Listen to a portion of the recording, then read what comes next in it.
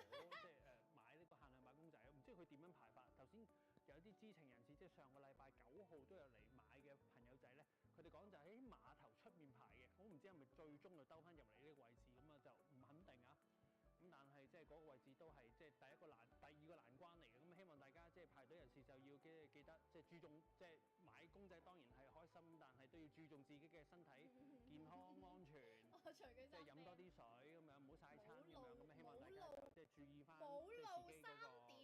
即係體質體格啊，即係如果真係見暈啊搞唔掂啊，即係都係即係需要揾保安員啊，或者係即係睇下使唔使有啲嘅醫療支援啊，即係即係唔好即係免身意外，希望大家真係啊好。